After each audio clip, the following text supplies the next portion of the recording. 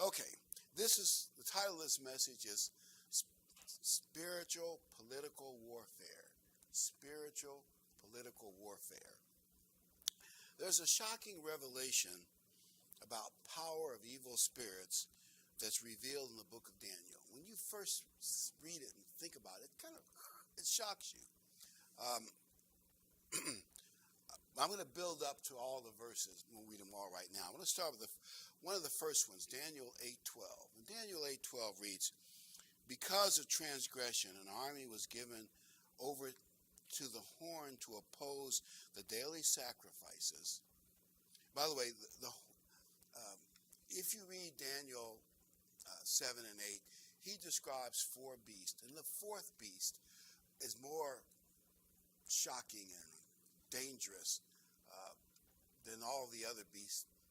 And out of the fourth beast comes a little horn. Now, horn is a symbol of power or regimes or administrations in Bible prophecy. So it's talking about a leader who's coming out of the Holy Roman Empire at the end time who's going to be different. I'm not saying that some of the others in the Holy Roman Empire, you could argue about others and maybe they weren't so good either. But this guy is going to be, something bad. Given over to horn to oppose the daily sacrifices. That is, he's going to stop what's going on in the temple of God. And he's going to cast the truth to the ground. Now that's what I'm emphasizing right now. This future dictator is going to cast the truth to the ground and stomp on it, trample on it, just tear it, shred it to pieces. He did all this and prospered. In other words, at least for probably at least 3.5 years, he's going to get away with it. And then, of course, Christ will take care of him. But all this is going to lead up to what I want to say today about why we need to pray for America. Listening to the media is one reason I'm saying this sermon. Ephesians 6:10 through 12. "Finally, my brethren, be strong in the Lord, in the power of his might." And strong means we have to stay positive and upbeat. "Put on the whole armor of God that you may be able to stand against the wiles of the devil." Now, the wiles of the devil. Verse 12 is what I want to emphasize. "For we wrestle not against flesh and blood, but against principalities, against powers, against rulers of darkness of this age, against spiritual hosts of wickedness in heavenly places."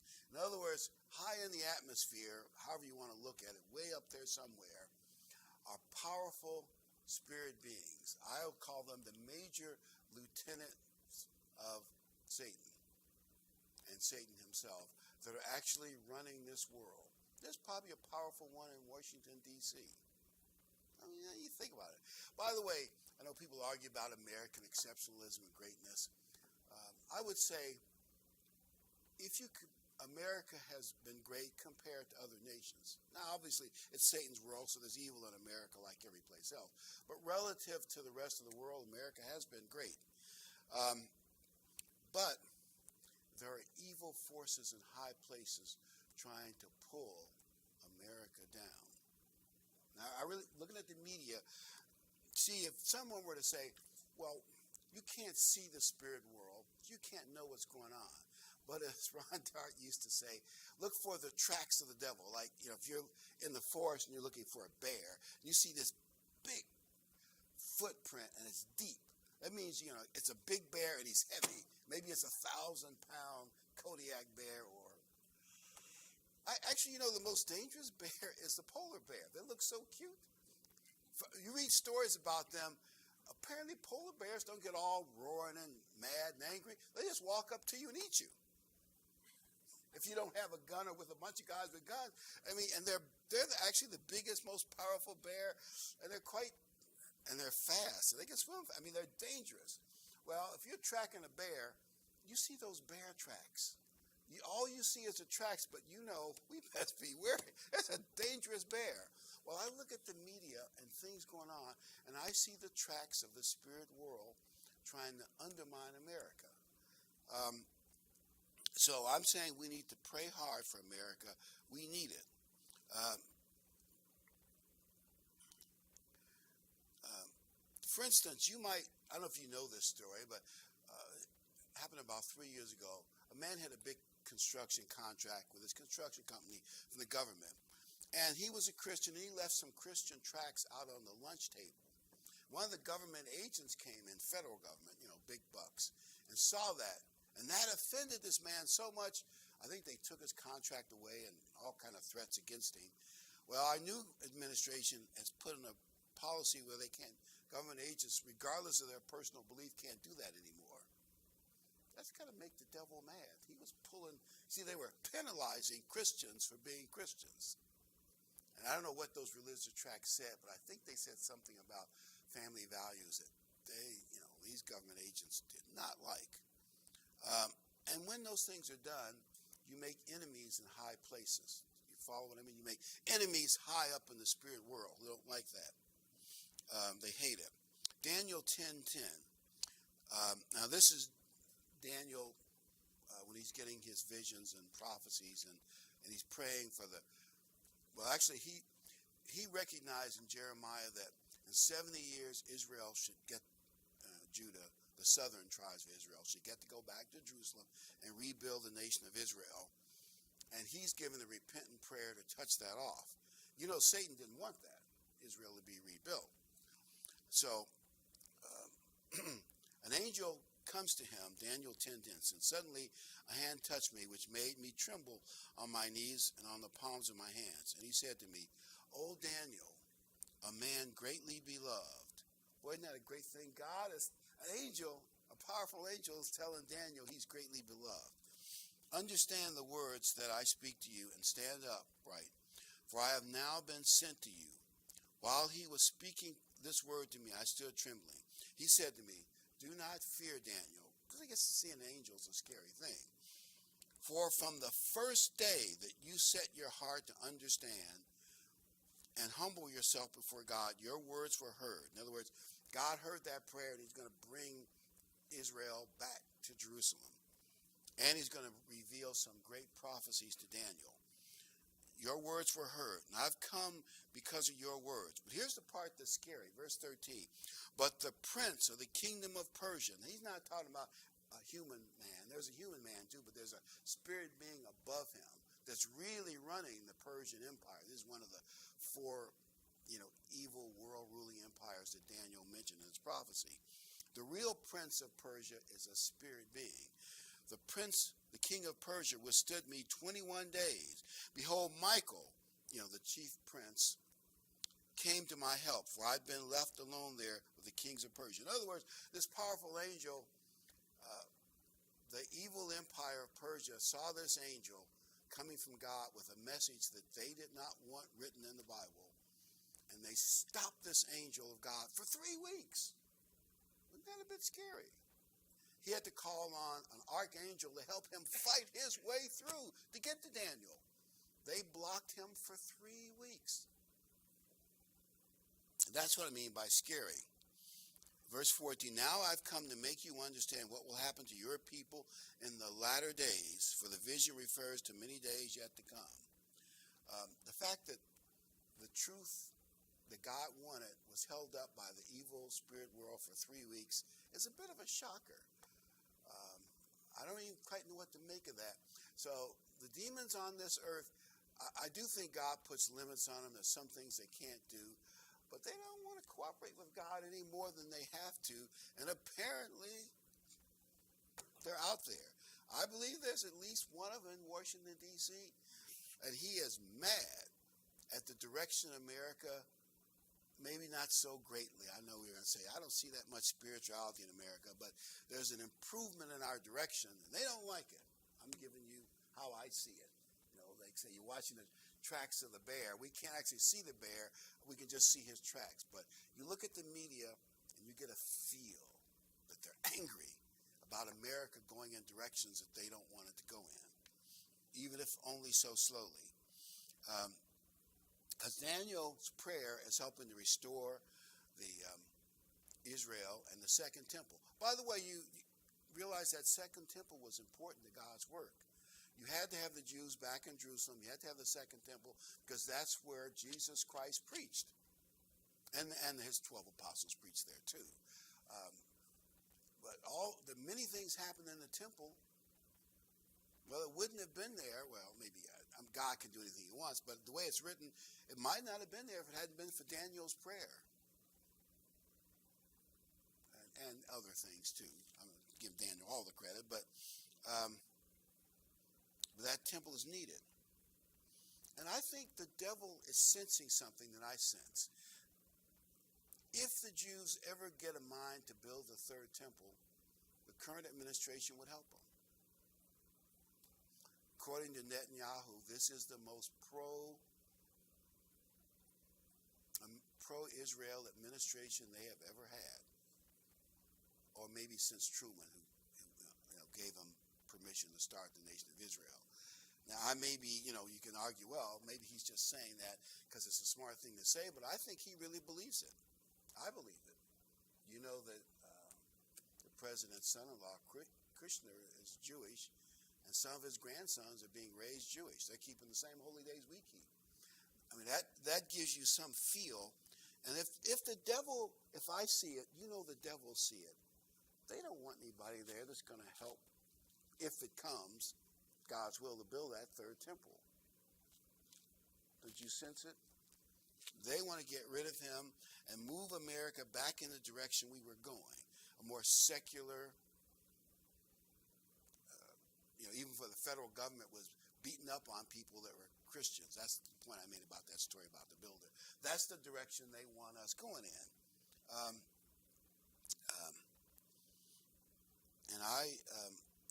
For instance, when the president recognized Jerusalem as the capital of Israel, he made big enemies, not just in the, among certain political people here, but in the spirit world.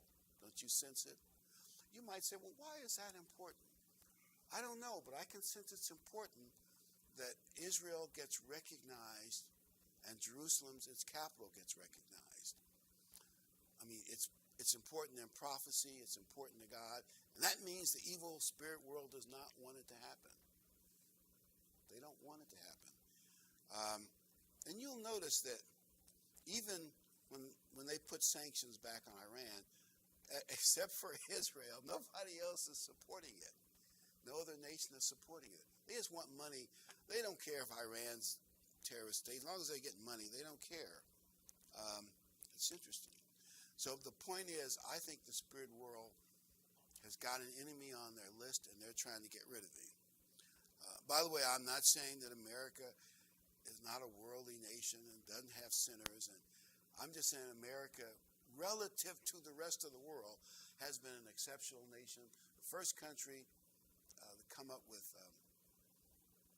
freedom of religion. I know when if you go back to Thomas Jefferson, they had a battle with churches and states fighting in Virginia, and they barely got it through the Virginia legislature. And so I think Jefferson recognized the importance of freedom of religion.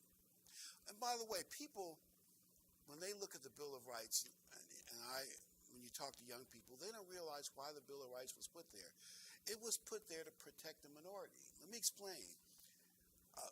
Popular speech does not need to be protected because it's popular.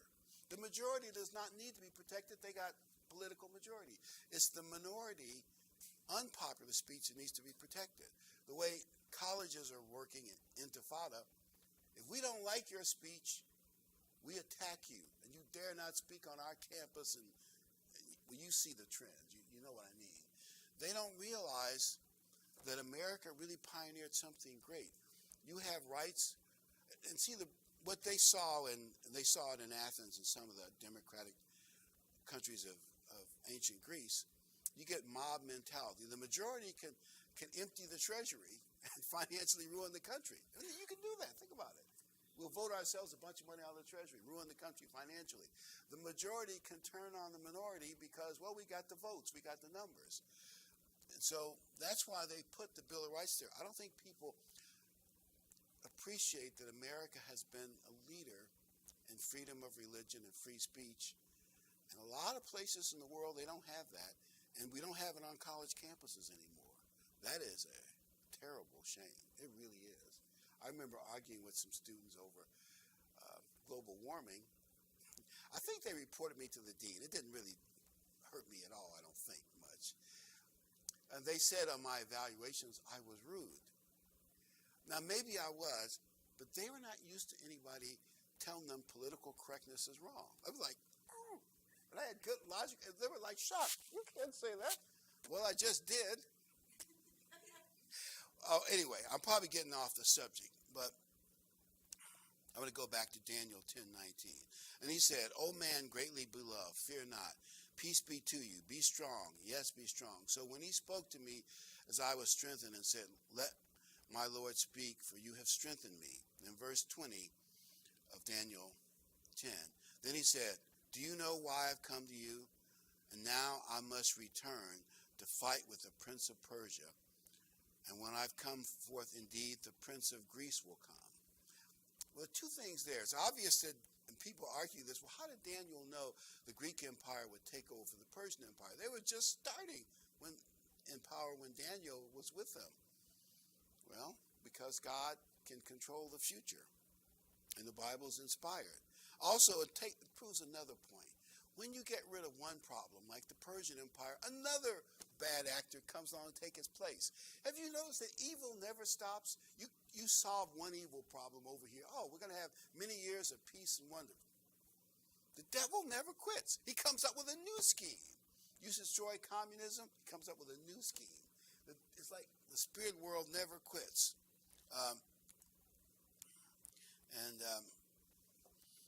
Evil is relentless in this world, and it's because it's not just the people are bad.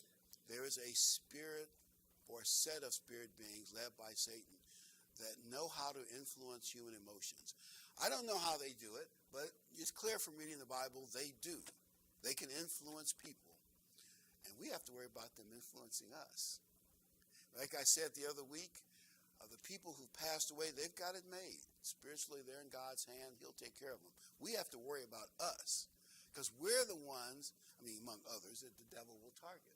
Sure he will.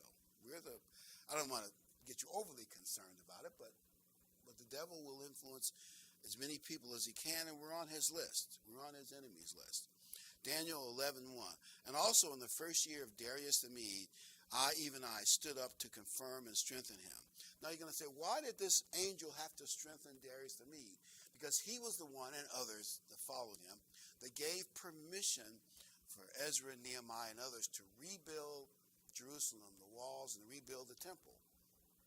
You know the evil spirits in their neighboring nations, like the Arabs, and you can read the story of Nehemiah and Ezra, were out there pushing the opposite way.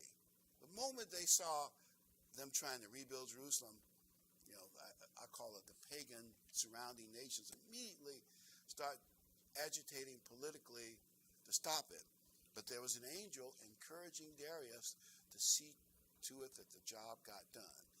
So I'm asking us to pray that God sends spiritual angels to see to it that America stays on the right track. We'll never be a totally godly nation in this world, so I'm not deceived about, that. But we can be better. We can be better and move in the right direction, politically, financially, and a lot of the stuff that some of these liberals are saying, like communism all over again, is scary. Read what the horrible horrors of the communist empire. They were ruthless to people that disagreed with them. Millions were killed through starvation and through more direct action by Stalin, Mao, Pol Pot, just gruesome stuff. So, and yet there are people so uneducated about the past, they want to do it all over again. I know what they would say, well, yeah, but we'll do it right this time. You can tell the devil's influencing. Can't you feel it? You can sense it. I want to read this story called Be Inconspicuous, called B-E-E, Be Inconspicuous. I know it's a corny story, but I want to make a corny point. Two bees ran to each other, and the first bee asked the second bee, how are things going? He said, really bad. He says, the weather has been terrible. This rain makes it hard to fly. There aren't enough flowers around to get pollen to make honey. No problem, said the first bee. Just fly a few blocks down, make a left turn, and you'll see all these cars parked. There's a bar mitzvah there. In the bar mitzvah is a ton of flowers and honey and stuff. And sugar. It'll be great for you. So they meet, and 3 hours later, they see each other again. He said, well, how did that celebration and my directions go? He said, great. I found it easily. Everything went just as it should. What's that thing sticking on your head, said the first bee. The second bee said, it's a hammock. It's, little round hat. He said, but why are you wearing that? He says, well, I didn't want them to think I was a wasp.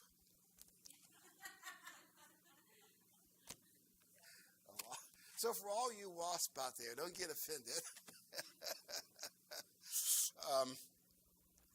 But do you realize, like that bee was, trying to fit in at the bar mitzvah, there are people in this world now who are Christians or believing Jews who are trying to be inconspicuous. They're trying to hide their faith. I ran into a few college professors, at least I believe this is true. I didn't pin them down. At least one new young lady in the econ department was very conservative, but she kept it quiet because she knew how the chair of her department, certain people felt, and she wanted to get tenure. You understand that, don't you? There are a lot of people who have belief in God, but they got to keep it quiet, or it could cost them. I mean, that's what's going on in the world now, and I believe I'm told there are some Hollywood movie stars, unless you're a big mogul, real big mogul. There are a few big moguls who can do whatever they want. But unless you're way up there at the top and you're a Christian, you have to keep your mouth shut. You have to pretend that you're going along with stuff that you don't really believe in. Be inconspicuous, because many forces in this nation, Hollywood, the media, academia, have turned far away from God. And they're some of the major allies of those that want to pull America in the wrong direction. And I believe this next election could be a crucial one. I guess we will see. And you're going to say, well, the world is worldly anyway, but it could get worse. It could get a lot worse. They're talking about, now this is California, but they're always like a few years ahead of the rest of us. There are places in California where people had Bible studies in their own apartments and homes, and California's outlawing it. And I guess they outlawed on the basis of zoning. But can't you see that's a step in putting down Christianity? You can't have a Bible study with 4 or 5 friends in your own home because you are violating the... I don't really think they're worried about zoning, parking. I think they just don't like the Bible. Those people will get stronger and stronger if politics go in their direction. They're already on Facebook and some other places censoring Christian speech. I've heard several people from Christian radio who had some, they thought, inspired material, and it got blocked on Facebook and I think some other places. As one guy said, there are people trolling, some employees of Facebook are trolling the internet looking for truth to block. That's the way he put it. Well, it's going to get worse if things go the wrong way. Do you follow me? Now, we might argue, well, this country's not very righteous anyway. It could get worse, or it could get somewhat better. And I believe it's a spiritual battle. We can't see it because they're probably up there high in the sky influencing people and influencing events. But pray that God sends some angels like strengthening Darius that will help make things go the way they should go. I thought of this too. If things do go in the wrong direction and America declines quickly, that may mean God is going to bring the end sooner. I suppose that could be good news. I don't think it's good news for the end to come sooner, but that's one way to view it. I'd like to see America remain as good as it can be, as strong as it can be, as long as it can be, and who knows? Maybe America might sufficiently repent that God leaves us out of the trial that's going to hit the whole planet. Probably that's not going to happen. But pray that we can win spiritually. Second, Colossians 3:14. Second Corinthians 3:14. I'm sorry. 2 Corinthians 3:14. But their minds were blinded. For until he's speaking of the leaders of Judah.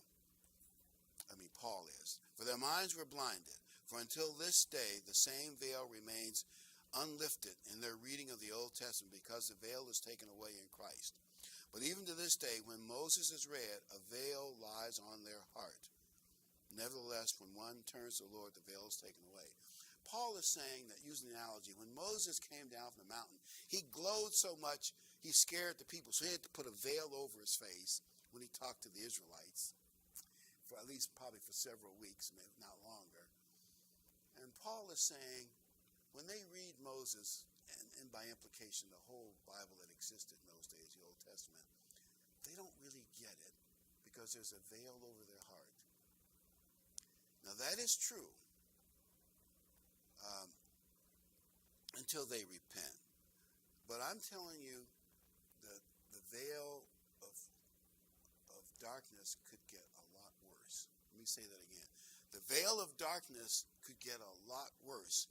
And if we understand Bible prophecy, it will get a lot worse in the future. I don't want it to get to America any sooner than necessary, because this veil could soon hit this country. So pray that it doesn't. Colossians 4:3. Meanwhile, praying also for us. And Paul means him and his associates as they evangelize the world. That God would open to us a door for the word to speak the mystery of Christ, for which I am also in chains. That's why he was under house arrest in Rome. That I may make it manifest or clear as I ought to speak. So Paul is saying it's a spiritual battle with Paul evangelizing the world. And he's saying, pray that God is going to open doors for me and help me do a really good job of sending out the message. So do pray for God's work. And obviously, Paul turned the world upside down, so God opened doors for him, and he did succeed. But it was a spiritual battle in Paul's day as well. 2 Thessalonians 2:8. He's talking about the man of sin, the final beast. And then the lawless one will be revealed, whom the Lord will consume with the breath of his mouth and destroy with the brightness of his coming. So he's going to be destroyed in the very near future when he shows up. The coming of the lawless one is according to the working of Satan. Spiritual powers are going to back this guy all the way with all power, signs, and lying wonders. Now, I like to use Adolf Hitler as an example. If you study Adolf Hitler, the guy was pretty much a nothing. He was a good speaker, but otherwise his life was nothing. He was a failed painter.